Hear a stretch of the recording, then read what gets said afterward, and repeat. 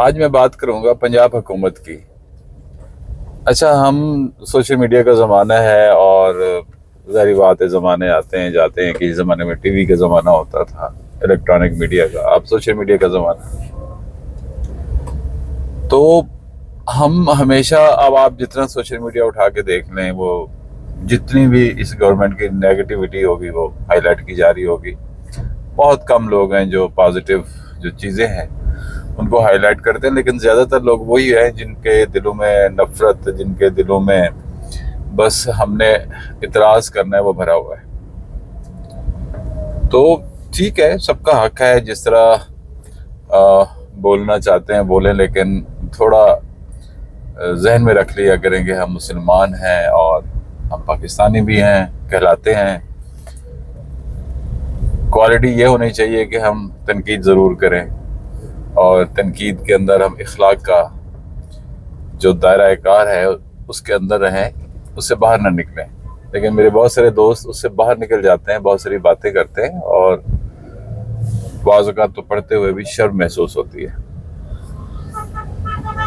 اب بہت ساری تنقید ہوگی، آف کورس ہوگی، پولیٹیکل لوگوں کے ساتھ جڑی ہوئی ہوتی ہیں چیزیں، اس میں کوئی شک نہیں ہے، لیکن بہت ساری دوسری پازیٹیو چیزیں بھی ہوتی ہیں۔ اس کا ذکر اگر ہم کر دیں تو وہ بھی ضروری ہے، وہ بھی سن لیا کرے لوگ۔ میں اب تک بہت کچھ نیگیٹو بولتا رہا ہوں، نیگیٹو پہلوؤں پہ بات کرتا رہا ہوں، لیکن آج مجھے خیال آیا کہ یار یہ ٹوٹلی غلط ہے، میں غلط ہوں۔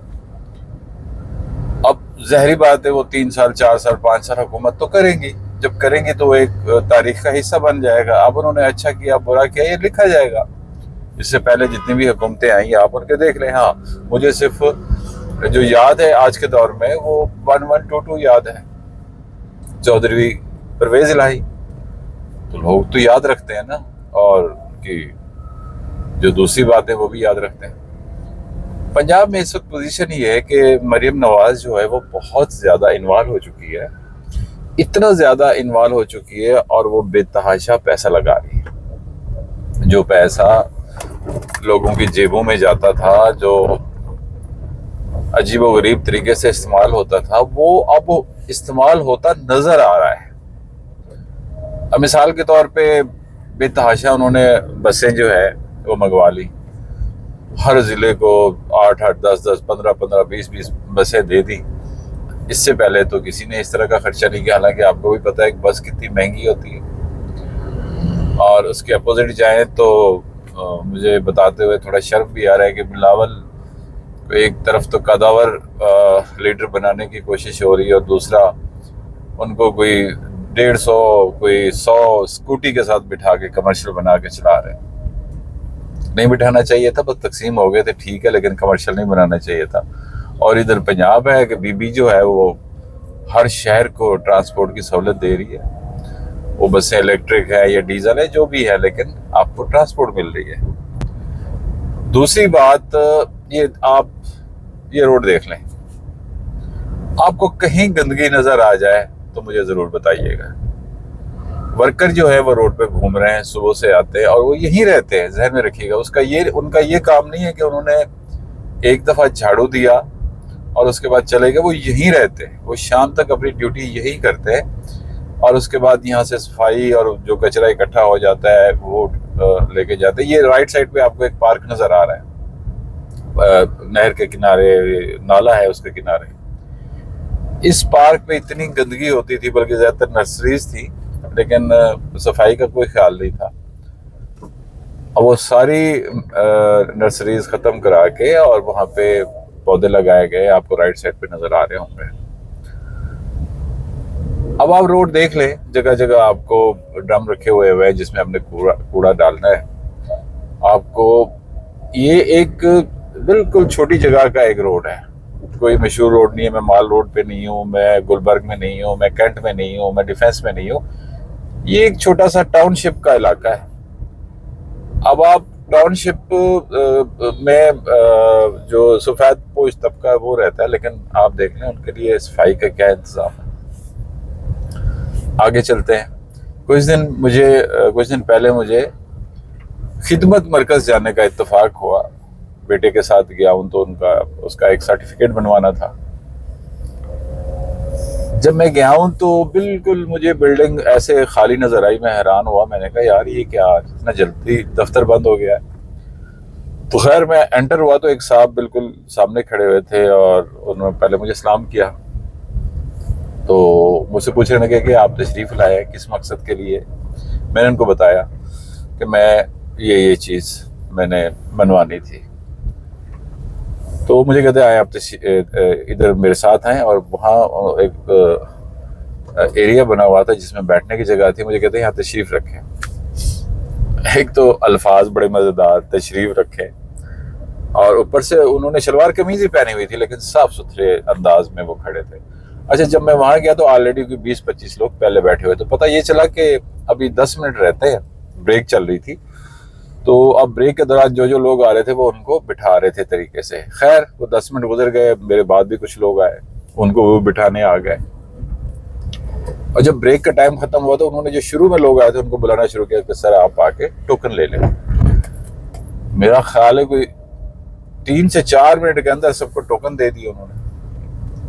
اس سے پہلے میں ایک دفعہ آیا تھا تو وہ ٹوکن لینے کے لیے بھی عجیب و غریب طریقے سے کوئی ادھر گھس رہا ہے کوئی ادھر گھس رہا ہے, اور ٹوکن سے پیپر نہیں آ رہا تو کوئی پرواہ نہیں کر رہا. تو اس طرح کے حالات تھے, اور رش بھی تحاشا ہوتا تھا. ذہن میں رکھیے کہ آپ جہاں بھی جائیں نہ تو آپ کو بیٹھنے کے لیے جگہ ملتی تھی نہ آپ کو کوئی بیٹھنے کے لیے پوچھتا تھا. آپ بچے ہیں, نوجوان ہیں, بزرگ شہری ہیں, کوئی پرواہ نہیں کسی کو, بس اپنے کام میں لگے ہوتے تھے. لیکن خیر جی وہ وہاں سے جب ہو گیا کمپلیٹ, ٹوکن مل گیا, تو انہوں نے ہمیں ٹوکن نہیں دیا. انہوں نے کہا جی آپ پہلے اس ونڈو پہ جائیں, وہ آپ کو کچھ ڈاکومنٹس دیں گے, اس کے بعد آپ نے ٹوکن لینا ہے, کیونکہ آپ کا پروسیجر ذرا ڈیفرنٹ ہے. آپ ٹوکن لے کے ان کے پاس جا نہیں سکتے, تو جو ریلیونٹ پہلے ڈاکومنٹس ہیں وہ پورے کرنے. ہاں البتہ انہوں نے یہ کہا کہ اس کاؤنٹر پہ آپ کا ٹوکن نمبر یہ ہے.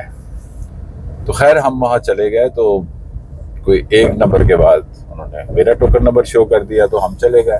انہوں نے ودن 2 اور 3 منٹ ڈاکومنٹس دے دیے. پھر اس کے بعد جب میں گیا ہوں تو وہی صاحب مجھے ملے, کہتے جی اب آپ ٹوکن لے لیں.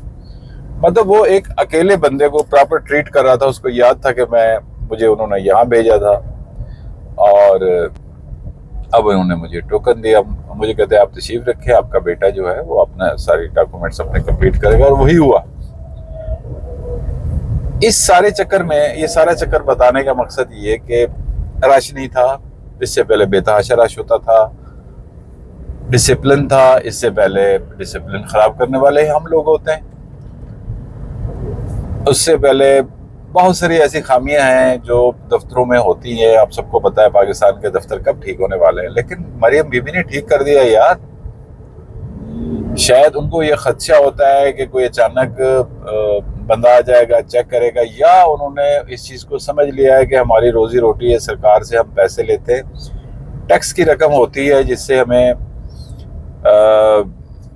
سیلری ملتی ہے, اور عوام کے لیے ہم یہاں بیٹھے ہوئے ہیں, تو عوام کے لیے ہی ہمیں کام کرنا چاہیے. تو وہ مجھے بہت اچھا لگا, اتنا اچھا لگا کہ مجھے بہت خوشی ہوئی کہ یار اس دفتر میں اتنی تبدیلی آ گئی ہے. تو وہاں سے میں واپس جانے لگا, اور وہاں سے واپس آیا تو میں نے اپنے بیٹے کو بتایا کہ ہاں بابا میں بھی آپ کے ساتھ پہلے آیا تھا, تو اب تو سسٹم ہی چینج ہے. خیر ہم آ گئے. اچھا اس کے کچھ دنوں کے بعد مجھے کارڈیالوجی جانے کا اتفاق ہوا. یہ لاہور میں ہارٹ کے حوالے سے ایک بہت بڑا انسٹیٹیوٹ ہے. ارد گرد سے جو سٹی ہے, شہر کے ارد گرد سے وہاں لوگ آتے ہیں, اور ایون کہ پنجاب کے بڑے بڑے شہروں سے بھی لوگ آتے ہیں یہاں پہ.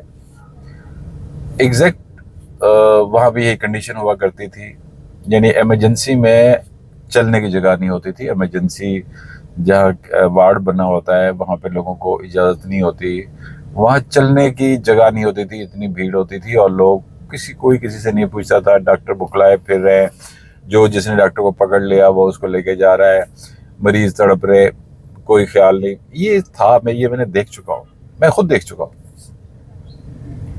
تو اس دن جب ہم گئے تو اسی طرح پہلے وہ گاڑی اندر نہیں آنے دیتے تھے، تو ہم جب لے کے آئے کہتے جی آپ تشریف لائے، لیکن آپ نے ادھر سے سیدھا جا کے وہ سامنے پارکنگ میں گاڑی کھڑی کرنی۔ یہ سب سے پہلے حیرت انگیز بات تھی کہ انہوں نے گاڑی اندر آنے دی۔ اندر گئے تو وہ ہر دو قدم کے بعد، 4 قدم کے بعد کوئی نہ کوئی سفید کپڑوں میں بندہ کھڑا ہوا تھا اور وہ گائیڈ کر رہا تھا، جی آپ نے ایمرجنسی میں جانا ہے، آپ نے کسی کو ملنے جانا ہے، آپ نے کیا کرنا ہے۔ تو ان سے خیر گائیڈ لائن لے کے ہم آگے چلتے گئے، اور ایمرجنسی میں ٹوٹلی انہوں نے بین کیا ہوا تھا، کوئی نہیں جا سکتا تھا۔ یہ مجھے اچھا لگا، بہت اچھا لگا، تاکہ مریضوں کو پراپر طریقے سے ٹریٹمنٹ مل سکے۔ اس کے بعد جہاں ویٹنگ ایریا تھا، مجھے یاد ہے کہ وہاں پہ بے تحاشا کرسیاں تھیں، لیکن لوگ اس ترتیب سے بیٹھتے تھے، ایسے بیٹھتے تھے کہ آپ کھڑے رہتے تھے، کوئی آپ کو آفر نہیں کرتا تھا بیٹھ جائیں۔ لیکن اس دن بے تحاشا رش تھا، لیکن ایک سائڈ پہ ساری کرسیاں فل تھیں اور ایک سائڈ ٹوٹل خالی پڑی ہوئی تھی۔ فرق صرف یہ تھا کہ ایک صاحب وہاں کھڑے ہوئے تھے اور وہ لوگوں کو بتا رہے تھے کہ آپ وہاں تشریف رکھیں، آپ یہاں تشریف رکھیں، ایک ڈسپلن کے ساتھ، ایک سسٹم کے ساتھ۔ اور اس کے بعد میں نے دیکھا کہ ایک بورڈ بہت بڑا لکھا ہوا ہے کہ میڈیسن اگر آپ کو ڈاکٹر کہتا ہے کہ باہر سے لے کے آئیں تو آپ اس نمبر پہ کال کریں۔ اور اس کے بعد وہی ہوا، میں نے دیکھا کہ جتنے بھی لوگ تھے وہ میڈیسن ساری کی ساری اندر سے فری ڈسپنسری سے لے رہے تھے، ان کو باہر نہیں جانا پڑ رہا تھا۔ تو فی الحال یہ میں آپ سے 2 چیزیں میں نے آپ سے ذکر کر دی۔ عوام کا ڈائریکٹ تعلق ہے ان چیزوں سے، اور ہیلتھ کے ایشو جو ہوتے ہیں وہ آپ کو بھی پتہ ہے، سفید پوش لوگوں کے لیے یہ بہت بڑی غنیمت ہے۔ بالکل یورپین طرز کی جو میڈیکل سروسز ہیں وہ دی جا رہی ہیں، اور تعریف تو بنتی ہے یار۔ اس سے پہلے بھی ہم دیکھتے آئے تھے، اگر اس طرح آپ چاہے ڈنڈا، مریم بھی ڈنڈا دے رہی ہے لوگوں کو، ٹکا کے ڈنڈے دے رہی ہے، اٹھا کے پھینک رہی ہے، بہت ساری دوسری چیزیں جڑی ہوں گی یار، مانتا ہوں، لیکن کچھ معاملات میں وہ کسی کو معاف نہیں کر رہے، چاہے اس کے اپنے سگے کیوں نہ ہو۔ یہ میں آپ کو کنفرم بات بتا رہا ہوں۔ بہرحال جی، آج میں نے 2 چیزوں کا ذکر کیا، انشاءاللہ 1-2 دن کے بعد کچھ اور چیزوں کا ذکر کروں گا۔ میرا خیال ہے کچھ پازیٹیو چیزوں کا ذکر کرنا چاہیے۔ اگر میں نے بھی آپ سے ویوز لینے ہیں اور آپ سے بلے بلے کروانی ہے، تو میں نے بھی مریم کو 2-4 گالیاں دے دوں، 2-4 پیپلز پارٹی کو، 2-4 تحریک انصاف کو، تو کوئی نہ کوئی مجھے اچھا سمجھ ہی لے گا۔